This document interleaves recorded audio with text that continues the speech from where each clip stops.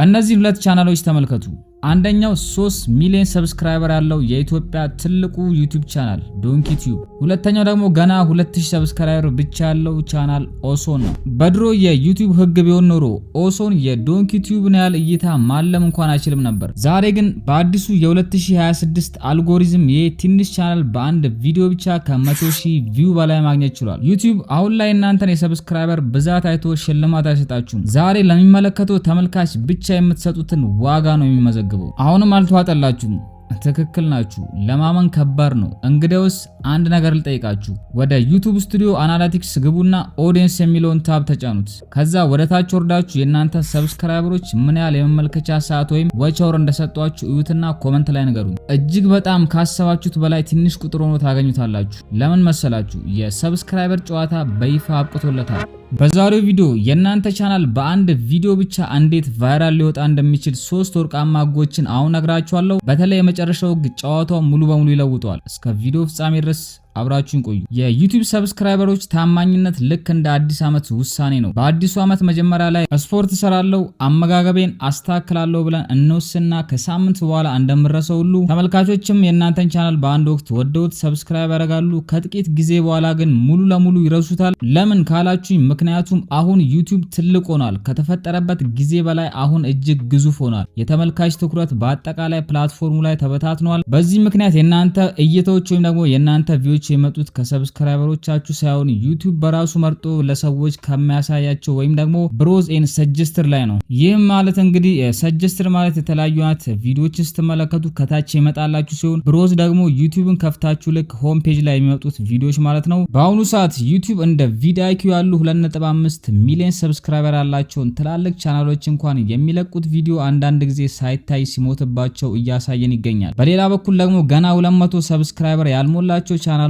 አራተኛ ቪዲዮአቸውን ለቀው ከግማሽ ሚሊዮን በላይ እይታዎችን ሲያገኙ አስመልክቶናል። ምክንያቱም ዩቲዩብ እናንተ ላለፋችሁት ስኬት አይሸልማችሁም። የሚሸልማችሁ ዛሬ አሁን ለሚመለከተው ሰው የሚጠቅመን ቪዲዮ ስትለቁ ብቻ ነው። ስለዚህ ሰብስክራይበር አለኝ ብላችሁ መኩራራታችሁን አሁኑ ማቆም ይኖርባችኋል። ለሰዎች ይጠቅማል፣ ያስተምራል፣ ብዙ እይታዎችንም ያስገኝልኛል ብላችሁ የምታስቡትን ቪዲዮ ብቻ በመልቀቅ ዩቲዩብ ላይ በጣም ብዙ ቪዲዮዎችን ማግኘት ትችላላችሁ። ሌላኛው ደግሞ በተለይ ለኢትዮጵያ ዩቲዩበሮች በተለይ ማለት ነው ለጀማሪዎች እጅግ በጣም ትልቁ ምክሬ ምንድነው? የተለያዩ አይነት የሰዎች ቻናሎች ላይ የገባችሁ ኮመንት ላይ ሰብስክራይብ አድርጉኝ ውዶቼ መልሳለሁ ደምሩ የምትሉት ሰዎች ለእናንተም ይሁን ትልቅ ምክር አለኝ። እባካችሁ በፈጠራችሁ ሰዎች ኮመንት ስር እየገባችሁ ደምሩኝ እንዳትሉ። ምክንያቱም ምንም አይጠቅማችሁም። የሚጠቅማችሁ ቢሆን ኖሮ እኔ ይሄን ነገር አልነግራችሁም። ምንም 5 ሳንቲም አይጠቅማችሁም። ስለዚህ ሰዎችን እየገባችሁ ኮመንት ላይ ሰብስክራይብ አድርጉኝ አትበሉ። የእናንተን ቻናልን በጣም ነው የምትገሉት ማለት ነው ይህን ስታረጉ። ስለዚህ በፍጹም ሰዎች ስር ገብታችሁ ኮመንት ላይ አዳርጉኝ፣ ሰብስክራይብ አድርጉኝ፣ ደምሩኝ እንዳትሉ።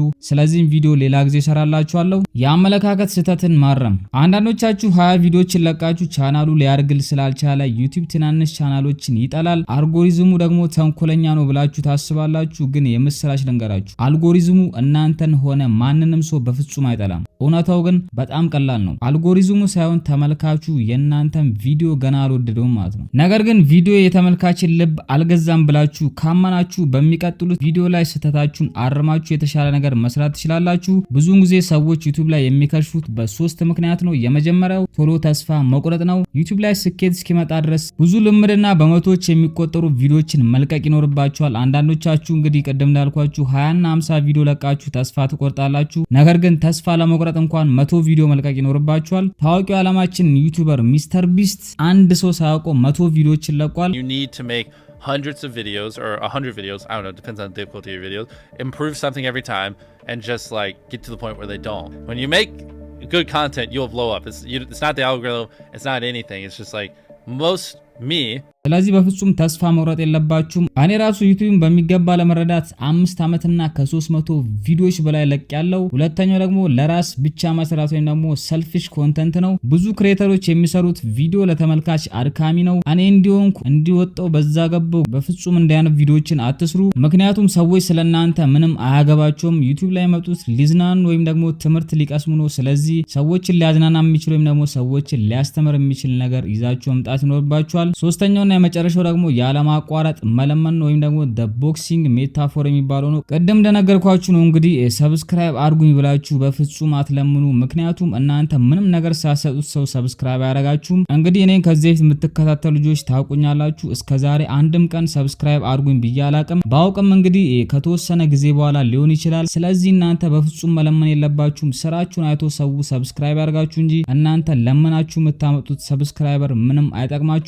ስለዚህ ለተመልካች ቫሉ ያለው ወይም ደግሞ በጣም ብዙ የሚጠቅም ነገርን ይዛችሁ ከመጣችሁ ሰው ሳይፈልግ በግዱ ሰብስክራይብ ያደርጋችኋል። ስለዚህ በፍጹም ደጋግሜ ነግራችኋለሁንም በፍጹም ሰብስክራይብ አድርጉኝ ብላችሁ እንዳትለምኑ። በተለይ ኮመንት ላይ ሄዳችሁ የምትለምኑ ከሆነ ቻናላችሁን እስከ ማጣት ትደርሳላችሁ። የወደፊቱ የዩቲዩብ ስልት ዛሬ የምንኖረው በሰው ሰራሽ አስተውሎት ወይም ደግሞ ኤአይ ዘመን ውስጥ ነው። እጅግ በጣም ብዙ ሶሻል ሚዲያዎች በሰው ሰራሽ ክህሎት ወይም ደግሞ በኤአይ ቪዲዮዎች እየተጥለቀለቀ ይገኛል። በዚህ ጊዜ ራሳችሁን ልታድኑ የምትችሉት በአንድ ነገር ብቻ ነው። ይህም ብራንድ አይደንቲቲ ይባላል ወይም ደግሞ ፐርሰናል ብራንዳችሁን ቢውልድ ማድረግ ነው። ሰዎች በሚሊዮን የሚቆጠሩ ተመሳሳይ ታምኔሎች መካከል እናንተን መርጦ የሚነኩት የእናንተ ፊት፣ የእናንተን ታማኝነት አቀራረብና የእናንተን እውነተኛ ሰብአዊነት ስለሚያምኑ ብቻ ነው። ኤአይ የእናንተን ማንነት ኮፒ ሊያደርጉ አይችልም። ስለዚህ ጨዋታውን በሁለት በኩል ተጫውቶ ማለፍ ይቻላል። በአንደኛው በኩል ዘመናዊ ቴክኖሎጂዎችን፣ የኤአይ መሳሪያዎችን፣ ፈጣን ኤዲቲንግና መረጃዎችን መጠቀም፣ በሌላ በኩል ደግሞ ሙሉ ለሙሉ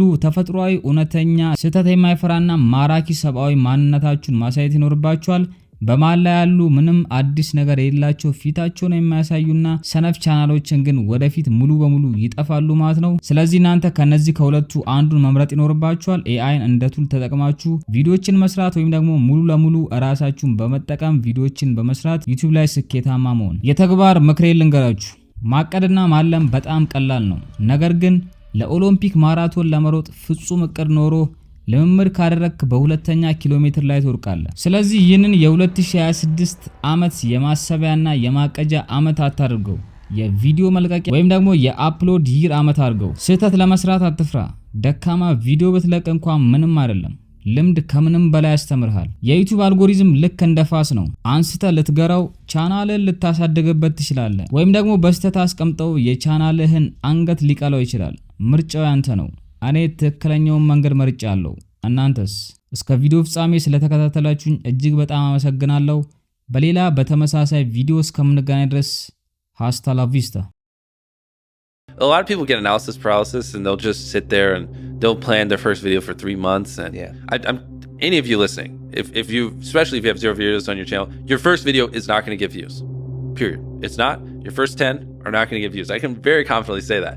So stop sitting there and thinking for months and months on end and just get to work and start uploading. Like, all you need to do, this applies to people who have not uploaded videos but have dreams of being a YouTuber, is make 100 videos and improve something every time. Do that. And then on your 101st video, we'll start talking, like maybe you can get some views, but you know, your first 100 are going to stop. There are very freak cases like Liza Koshy or Emma Chamberlain who have really good personalities and it doesn't take them as many videos. And it's just like people who are 7'5" and making the NBA. Like, yes, there are freak cases you can find, but for the average person like us, you know, who don't have these exceptional personalities and, you know, backgrounds in filmmaking, just make 100 videos, improve something each time, and then talk to me on your 101st video.